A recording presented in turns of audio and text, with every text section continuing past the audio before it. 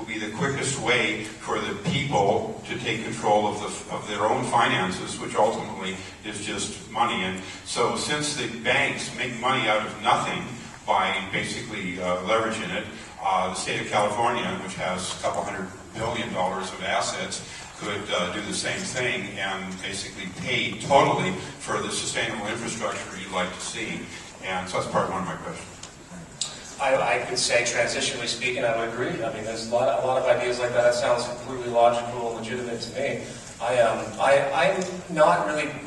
One thing that I have to think more so about, which I tend not to, are ideas like that. These transitional ideas, which are important. It's a very difficult world to navigate. Consider how to move from this system to a new system. I agree with you. I think that's a fair concept. Well, and since you're looking for women for your next movie, there's a woman in L.A. named Ellen Brown who writes an awful lot of articles. Yeah, I know Ellen. I know you do. And she said she was part of your advisor. It's one of your first films or something. The second one. Yeah. Second one. Anyhow, she's available in L.A. and she's got a new institute now. I'll give them a plug. It's publicbankinginstitute.org, which is going to be providing educational information about the public banking. Okay. Thank you.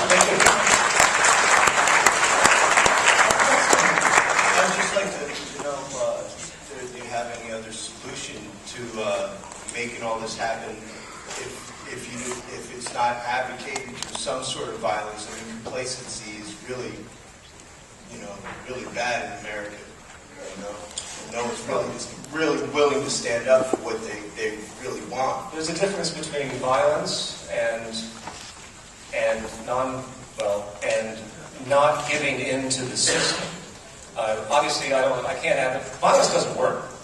It's not even a matter. It's not a matter of Well, you were just talking about letting it implode on itself. Even when that happens, the people that are sitting around or standing around having tantrums because they can't drive their Hummers are going to be pretty mad.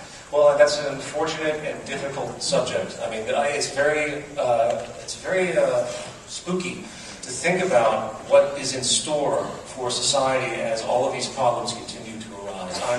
I am certainly not happy to even think about it, and I'm not sitting here in a position of power to say that I can tell you, that I could set in motion anything that I think would involve change. Here's what I will say as far as the Zeitgeist movement, though. My goal is to get as much mass awareness as possible, and then engage in strategic, nonviolent action that shuts the system down in certain ways, to draw attention to the movement, to draw attention to certain attributes of it, not in a way that can be considered terroristic, but then again, they'd probably be given that label by anyone who doesn't like it. If the public stands up in mass, as I depict in the end, imagine if 50% of the American public stopped paying income taxes. Do you think they're going to prosecute all of you? No. They can't do a damn thing.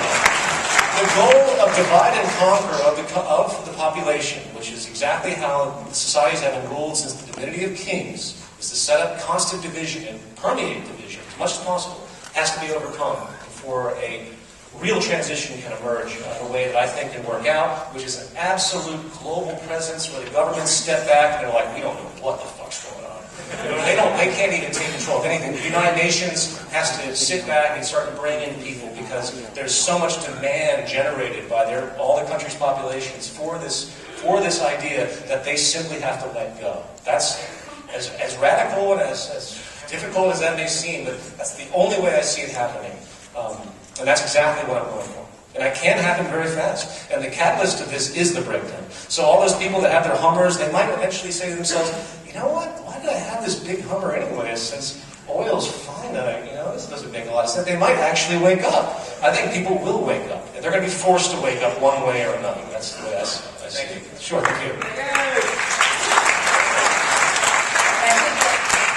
To go along the lines of what you were just discussing, because we've talked about this before, and I think instead of shutting down, because that still comes across as a pushing against.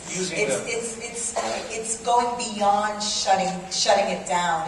It's going to the level of transforming it. Absolutely. And I think once you get to that point, then the people that are involved in that machine, for example, willingly go because they see, now I get how this applies to me. and how this benefits me versus someone trying to come and take my power away. Sure.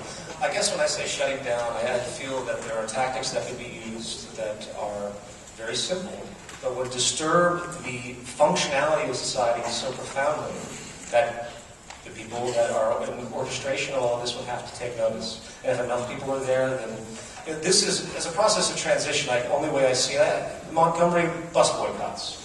Remember what they did? They actually they stopped using the buses, and they lost so much money that they had to change it. They had to change the law. This same type of logic, I think, will permeate. And again, that ridiculous dramatic gesture at the end, I agree with that notion, but I'm not advocating that idea.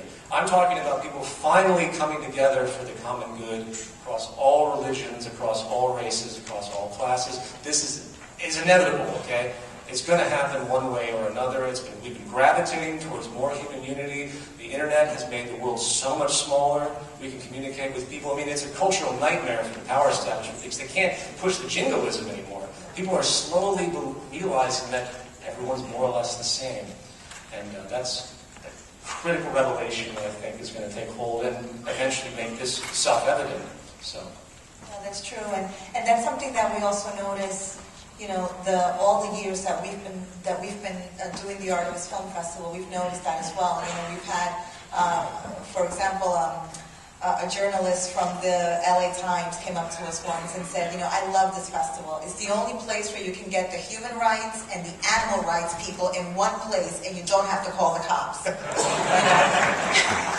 Because it's not about who's right, who's better. It really is about collaboration, and it's not about competition. It's about finding the common ground. Finding the common ground. And the common ground exactly. is our basic survival, and our basic survival, and unlike every other period of history, is now in serious question because of the system that we generated. And I think that risk is going to finally bring people to a level to recognize the commonality at the very core level. And that is the transformation. And that essentially will lead to the transformation begins, is that common ground. The trick, though, is not to let it get too bad. I frankly believe that the sickness and addiction and distortion of the people that are in power is so bad that they would literally sit by and let millions and millions of people just die, as they do already, but billions of people die, and just watch them die, and to find a way to justify it in that Adam Smith kind of invisible hand way that this is just the way it is, this is social Darwinism, they will blinker themselves out, and that's why I think it's a cancer, basically. It's a cancer that is spread. You have to have the immune system rise to fight this cancer on some level. Not violent, but on some level we have to do something before we pass the point of no return, in the words of Jacques Fresco. So. That's the spirit of the new day in this film, is that connection and that common ground. Yes, exactly. It's really important. Next question, please. The lady over here. I think you already had one question, correct? So before we do duplicates, let's make sure we get some of the people that haven't had a chance to ask a question first. I'd just like to get your opinion on the international transition movement. International transition movement. There are over 200 transition towns. Oh, the transition towns. Yes. I appreciate all the kind of lo-fi transition town. Well, there's a few of those now, transition towns. I can't remember the other ones right now, but I think that there is definitely a need for what I've heard some call as lifeboats in this type of environment. And I certainly don't go against that. But here's what I will say: if the society continues on the path that it's on pace to fulfill, the amount of social unrest could basically nullify the transition towns. Where you could have a transition, you could have, say, a lo-fi community built that's completely sustainable, right?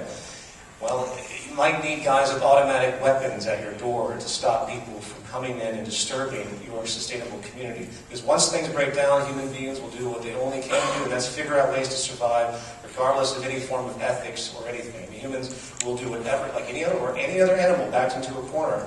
If they're deprived, they will engage in aberrated things against their fellow human being. It's just the nature of reality. It doesn't have to be that way. The system supports them. So my point is, I don't see that as a solution. I see that as again a transition towns. So I support it. But I want to see a full-on shift that happens in a complete process, not okay, we're going to try and build small, sustainable communities. I would rather see a full city system be built, back to this individual's question on the right, through many different countries coming together. After the awareness is there, the countries come together and say, okay, we're going to start building these advanced cities. Forget money, we're going to access the resources, and we're just going to do it. That is what I'd like to see, because the transition town, it's just a transition. So you need advanced technology. You're not going to be able to support 8 billion people on this planet through the movement that's so low-fi. You have to have advanced technology now in order to continue to support the population. Until the population begins to learn that we live on a finite planet, and that's a whole different subject in and of itself, because we live in a world that thinks you can just keep procreating over and over again. No one even rationalizes. They do it for their own self-interest. They don't realize they bring in a human being. The human being needs the Earth's resources. So it's a collision course if the population growth isn't curtailed by education. I don't believe in depopulation. The sad thing is depopulation will occur on its own if things don't change. So, thank you. If we were to shut down the system like tomorrow and it were to be gone, we wouldn't have a lot of time for